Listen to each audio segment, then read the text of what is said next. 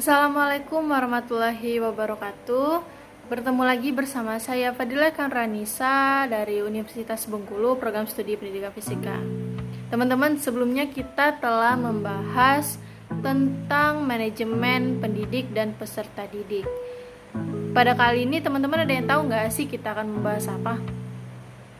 Ya, benar sekali, kita akan membahas tentang manajemen kurikulum. Kurikulum merupakan suatu sistem program pembelajaran yang dimaksudkan untuk mencapai tujuan institusional pada lembaga pendidikan, sehingga kurikulum memegang peranan penting dalam mewujudkan sekolah yang bermutu. Di sini teman-teman ada yang tahu nggak apa sih pengertian kurikulum menurut para ahli?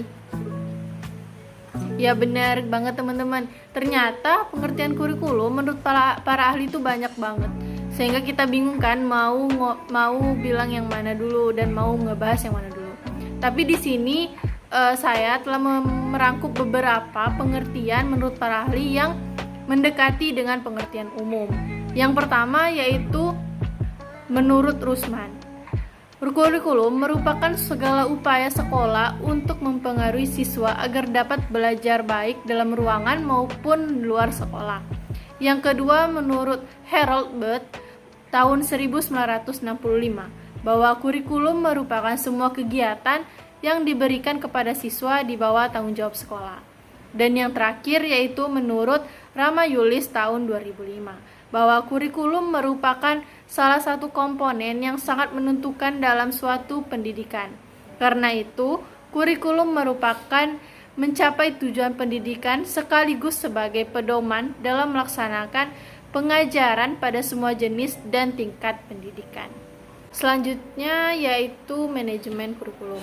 Manajemen kurikulum merupakan sistem pengelolaan atau penataan terhadap kurikulum secara kooperatif, komprehensif, sistematik yang dijadikan acuan oleh lembaga pendidikan dalam rangka mewujudkan ketercapaian tujuan kurikulum. Selanjutnya di sini kita akan membahas apa saja sih ruang lingkup manajemen kurikulum. Menurut Rusman, manajemen kurikulum merupakan bagian internal dari kurikulum tingkat satuan pendidikan dan manajemen berbasis sekolah. Nah, yang pertama yang kita akan bahas yaitu kurikulum tingkat satuan pendidikan. KTSP lebih mengutamakan untuk merealisasikan dan merelevansikan antara kurikulum nasional dengan kebutuhan daerah dan kondisi sekolah yang bersangkutan. Rusman mengemukakan bahwa dalam KTSP dikembangkan berdasarkan prinsip-prinsip beragam, terpadu, relevan dengan kebutuhan kehidupan, menyeluruh dan berkesinambungan, dan belajar sepanjang hayat. Manajemen pengembangan kurikulum terdiri dari 4 tahap, yaitu ada tahap perencanaan, tahap pengembangan, tahap implementasi dan pelaksanaan, dan tahap evaluasi atau penilaian. Yang kedua, yaitu manajemen mutu berbasis sekolah. Pendekatan baru dalam pengelolaan pendidikan yang lebih menekankan pada kemandirian dan kreativitas sekolah atau satuan pendidikan. MBS merupakan pendekatan dan dalam pengelolaan pendidikan yang lebih menekankan pada kemandirian dan kreativitas sekolah atau suatu pendidikan. Manajemen berbasis sekolah merupakan paradigma baru pendidikan yang memberikan otonomi luas pada tingkat sekolah dalam kerangka kebijakan pendidikan nasional. Standar pengelolaan pendidikan diharapkan dapat melakukan visi misi sekolah yang diputuskan bersama, menetapkan tujuan terutama merumuskan indikator dan target mutu lulusan, menetapkan strategi dengan melibatkan semua pihak untuk mewujudkan tujuan sekolah yang diharapkan dapat meningkatkan mutu lulusan, dan menetapkan kebijakan dan program peningkatan mutu lulusan dengan berbagai program yang mendukung pencapaian prestasi siswa baik akademik maupun non-akademik. Nah teman-teman, selanjutnya ada prinsip dan fungsi manajemen kurikulum. Menurut Sanjaya ada sejumlah prinsip dan proses pengembangannya. Yang pertama yaitu prinsip relevansi. Ada 2 macam relevansi, yaitu relevansi internal dan eksternal. Relevansi internal merupakan bahwa setiap kurikulum harus memiliki keserasian antara komponen-komponen serta alat yang digunakan untuk menilai ketercapaian tujuan. Sedangkan relevansi eksternal berkaitan dengan keserasian antara tujuan isi, dan proses belajar siswa yang tercakup dalam kurikulum dengan kebutuhan dan tuntutan masyarakat. Yang kedua, ada prinsip fleksibilitas. Kurikulum itu harus dilaksanakan sesuai dengan kondisi yang ada. Kurikulum yang kaku dan tidak fleksibel akan sulit diterapkan. Yang ketiga, prinsip kontinuitas, bahwa perlu dijaga saling keterkaitan dan berkesinambungan antara materi pelajaran pada berbagai jenjang dan jenis program pendidikan. Dan yang terakhir yaitu prinsip efektivitas, yaitu rencana dalam suatu kurikulum dapat dilaksanakan dan dapat dicapai dalam kegiatan belajar mengajar. Selanjutnya teman-teman ada itu fungsi manajemen. Sebelumnya teman-teman udah pada tahu belum sih menurut Sanjaya fungsi kurikulum itu ada berapa sih? Ya benar sekali teman-teman. Jadi menurut Sanjaya fungsi kurikulum itu ada 6. Yang pertama, fungsi penyesuaian, yaitu bahwa kurikulum harus dapat mengantar siswa agar mampu menyesuaikan diri dalam kehidupan sosial masyarakat. Yang kedua, yaitu fungsi integritas. Kurikulum harus dapat mengembangkan pribadi siswa secara utuh. Kemampuan kognitif, afektif, psikomotor harus berkembang secara terintegrasi.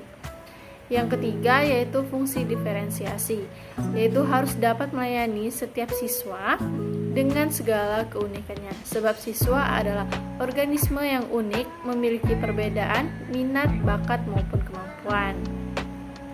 Yang keempat yaitu fungsi persiapan, harus mampu memberikan pengalaman belajar bagi anak, baik untuk melanjutkan pendidikan ke jenjang yang lebih tinggi. Yang kelima yaitu fungsi pemilihan teman-teman, yaitu dapat memberikan kesempatan kepada siswa untuk belajar sesuai dengan bakat dan minat. Dan yang fungsi keenam atau fungsi terakhir yaitu fungsi diagnostik, yaitu untuk mengenal berbagai kelemahan dan kekuatan siswa. Kurikulum berperan untuk mengenali kelemahan dan kesulitan yang dimiliki para siswa. Selanjutnya ada komponen kurikulum.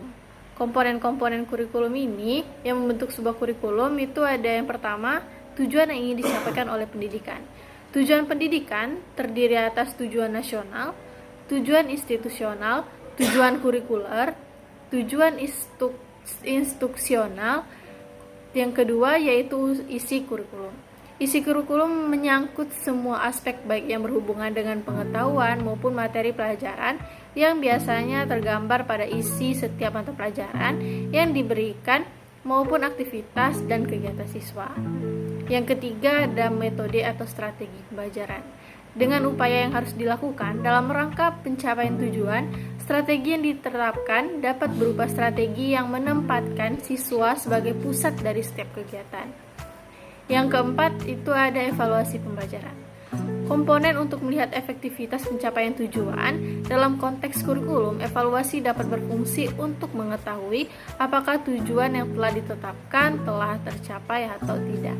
Selanjutnya perencanaan kurikulum. Perencanaan kurikulum menurut Rusman adalah perencanaan kesempatan belajar untuk membina siswa ke arah perubahan tingkah laku yang diinginkan dan menilai sampai mana perubahan yang telah terjadi pada diri siswa. Yang kedua yaitu perumusan tujuan kurikulum. Di sini ada beberapa sumber yang mendasari tujuan kurikulum. Ada yang tahu nggak sih berapa sumber yang mendasari kurikulum tersebut? Ya benar, ada 3 sumber yang mendasari tujuan kurikulum, yaitu sumber empiris, sumber filosofis, sumber bahan pembelajaran. Selanjutnya yaitu landasan perencanaan kurikulum. Menurut Rusman, landasan di dalam perencanaan kurikulum ada kekuatan sosial, perlakuan pengetahuan, pertumbuhan, dan perkembangan manusia. Ternyata teman-teman di dalam kurikulum itu ada juga model implementasinya. Nah, menurut Miller dan Seller, model implementasi kurikulum itu ada 3. Yang pertama, The Corkins-based adaptation model. Yang kedua, model Letchworth. Yang ketiga, model Torrey. Nah, yang pertama yaitu model Corkins-based adaptation model, yaitu merupakan sebuah model yang dilakukan dengan mengidentifikasi tingkat kepedulian guru terhadap sebuah inovasi kurikulum. Yang kedua yaitu model Let's Watch. Yaitu asumsi model ini, yang pertama, setiap guru mempunyai kesiapan yang berbeda. Yang kedua, implementasi merupakan proses timbal balik. Yang ketiga, pertumbuhan dan perkembangan dimungkinkan adanya tahap individu untuk identifikasi. Dan yang terakhir yaitu model Tori. Model ini untuk mengunggah masyarakat mengadakan perubahan. Dengan model ini diharapkan adanya minat guru memanfaatkan perubahan. Selanjutnya ada pengembangan isi kurikulum. Nah teman-teman bisa lihat langsung di bagan yang ada di samping saya. Ini adalah bagan pengembangan isi kurikulum. Ada cakupan wilayah, ada sifat isi, ada organisasi bahan, ada integrasi, ada tematik, ada struktural, logis, psikologis, dan lain-lain. Teman-teman bisa lihat bagan di samping.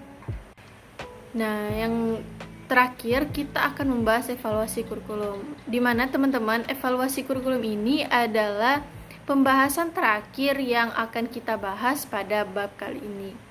Evaluasi kurikulum merupakan pemeriksaan secara terus-menerus untuk mendapatkan informasi yang meliputi siswa, guru, program pendidikan, proses pembelajaran untuk mengetahui tingkat perubahan siswa, dan ketetapan keputusan tentang gambaran siswa dan efektivitas program yang dievaluasi. Yang pertama yaitu proses analisis kebutuhan dan kelayakan, yang kedua proses perencanaan dan pengembangan, yang ketiga proses implementasi, yang keempat proses evaluasi kurikulum, dan yang terakhir itu ada proses perbaikan kurikulum.